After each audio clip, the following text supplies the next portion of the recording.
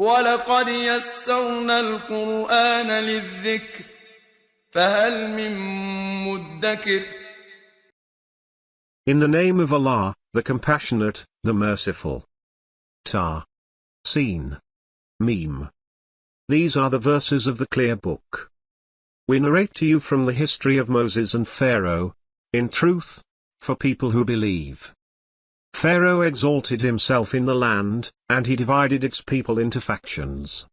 Oppressing a group of them, slaughtering their sons, while sparing their women. He was one of the corrupters. But we intended to favor those who were oppressed in the land, and to make them leaders, and to make them the inheritors. And to establish them in the land, and to show Pharaoh, Haman, and their soldiers, the very thing they feared. And we inspired the mother of Moses, nurse him. But when you fear for him, put him into the river, and do not fear, nor be sad. We will return him to you, and will make him one of the messengers. Pharaoh's household picked him up, only to become their enemy and a source of grief. Pharaoh, Haman, and their soldiers were sinful. Pharaoh's wife said, "An eye's delight for me and for you. Do not kill him. Perhaps he will be useful to us, or we may adopt him as a son." But they did not foresee. The heart of Moses' mother became empty. She was about to disclose him, had we not steadied her heart, so that she may remain a believer. She said to his sister, "Keep track of him." So she watched him from a distance, yet they were unaware. And we forbade him breastfeeding at first. So she said, "Shall I direct you to a family that will raise him for you, and will look after him?" Thus we returned him to his mother, so that she may be comforted, and not grieve, and know that Allah's promise is true. But most of them do not know. And when he reached full strength and maturity, we gave him wisdom and knowledge. Thus we reward the virtuous. Once he entered the city, unnoticed by its people. There he found two men fighting. One from his own people, and the other from his enemies. The one from his people called to him for help against the one from his enemies.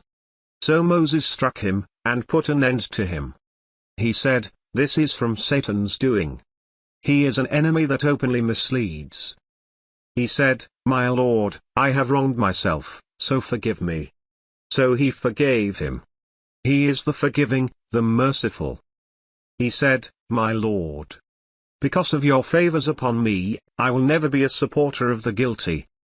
The next morning, he went about in the city, fearful and vigilant, when the man who had sought his help the day before was shouting out to him. Moses said to him, "You are clearly a troublemaker." As he was about to strike the one who was their enemy, he said, "O Moses, do you intend to kill me, as you killed someone yesterday? You only want to be a bully in the land, and you don't want to be a peacemaker." And there came a man, rushing from the outskirts of the city, saying, "O Moses, the authorities are conspiring against you, to kill you, so get out. I am giving you good advice." So he left, fearful and vigilant. He said, "My Lord, save me from the wrongdoing people." And as he headed towards Midian, he said, "Perhaps my Lord will guide me to the right way." And when he reached Midian's water, he found there a crowd of people drawing water, and he noticed two women waiting on the side. He said, "What is the matter with you?" They said, "We cannot draw water until the shepherds depart, and our father is a very old man."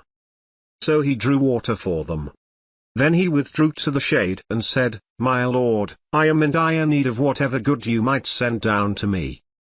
Then, one of the two women approached him, walking bashfully. She said, "My father is inviting you, to compensate you for having drawn water for us." And when he came and told him the story, he said, "Do not fear, you have escaped from the wrongdoing people."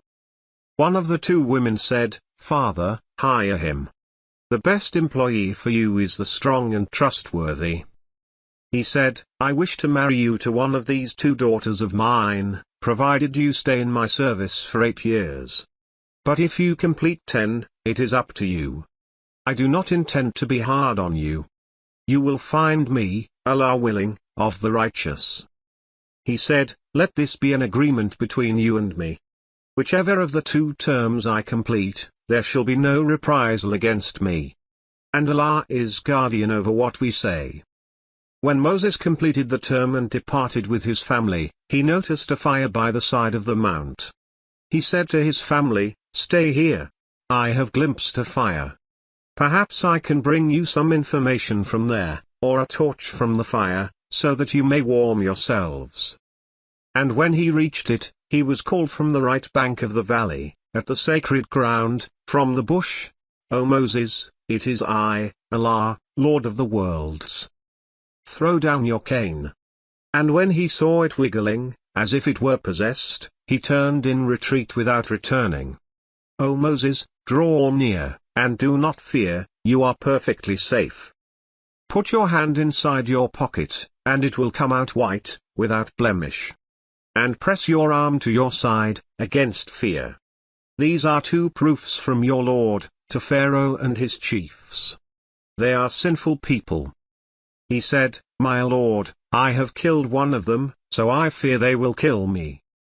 And my brother Aaron, he is more eloquent than me in speech, so send him with me, to help me, and to confirm my words, for I fear they will reject me." He said, "We will strengthen you with your brother, and we will give you authority, so they cannot reach you. By virtue of our signs, you and those who follow you will be the victors." But when Moses came to them with our proofs, clear and obvious, they said, "This is nothing but fabricated magic, and we never heard of this from our ancestors of old." Moses said, "My Lord knows best who brings guidance from him, and who will have the final home.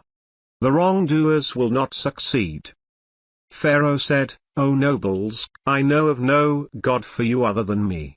So fire up the bricks for me, O Haman, and make me a tower, so I may look at the God of Moses, although I think he is a liar." He and his soldiers acted arrogantly in the land, with no justification. They thought they would not be returned to us. So we seized him and his soldiers, and we threw them into the sea. Observe, therefore, what the end of the oppressors was. And we made them leaders calling to the fire. And on resurrection day, they will not be helped. And we pursued them in this world with a curse. And on resurrection day, they will be among the uglified. And we gave Moses the scripture, after we had destroyed the previous generations, as insight for people, and guidance and mercy, so that they may reflect. You were not on the western side when we entrusted the commandments to Moses, nor were you of the witnesses. But we established many generations, and life grew long for them. Nor were you among the people of Midian, reading our revelations to them. But we kept sending messengers. Nor were you by the side of the mount when we announced. But it was a mercy from your Lord, to warn the people who received no warner before you, so they may take notice. Otherwise, if a calamity befell them because of what their hands have perpetrated, they would say, "Our Lord, if only you had sent us a messenger, we would have followed your revelations, and been among the believers." But when the truth came to them from us, they said, "If only he was given the like of what was given to Moses." Did they not deny what was given to Moses in the past? They said, "Two works of magic, backing one another." And they said, "We are rejecting both." Say, then bring a scripture from Allah, more conducive to guidance than both, and I will follow it, if you are truthful. But if they do not respond to you, then know that they follow their fancies. And who is more lost than he who follows his fancy without guidance from Allah? Allah does not guide the unjust people. We have conveyed to them the word, so they may reflect. Those to whom we gave the scripture before it, they are believers in it. And when it is read to them, they say, "We believe in it. It is the truth from our Lord. We were submitters prior to it." These will be given their reward twice, because they persevered. And they counter bad with good. And from our provisions to them, they give. And when they hear vain talk, they turn away from it, and say, "We have our deeds, and you have your deeds. Peace be upon you. We do not desire the ignorant." You cannot guide whom you love, but Allah guides whom He wills, and He knows best those who are guided. And they say, if we follow the guidance with you, we will be snatched away from our land.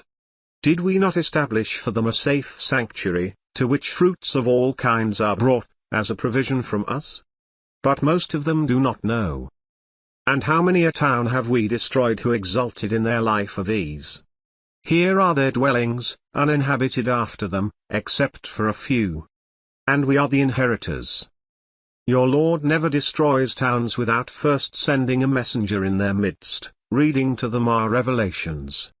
And we never destroy towns, unless their people are wrongdoers. Whatever you are given is only the enjoyment of this life, and its glitter. But what is with Allah is better, and longer lasting. Do you not comprehend?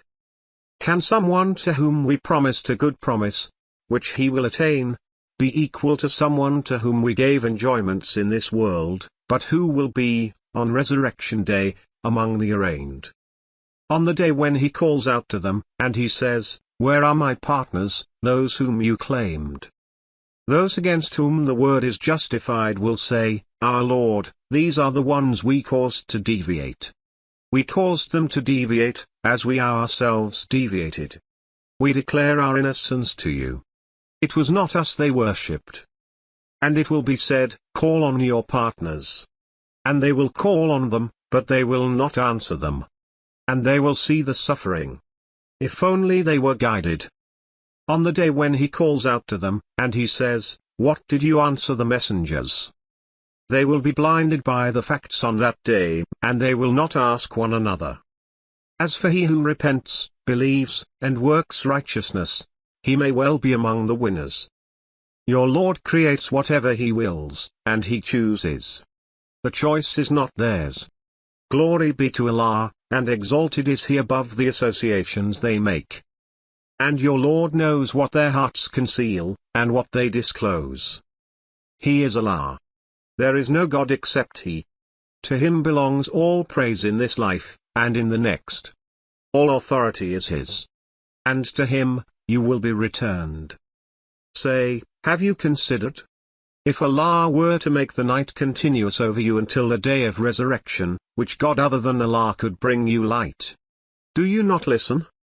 Say, have you considered? If Allah were to make the day continuous over you until the day of resurrection, which God other than Allah could bring you night, to rest in. Do you not see?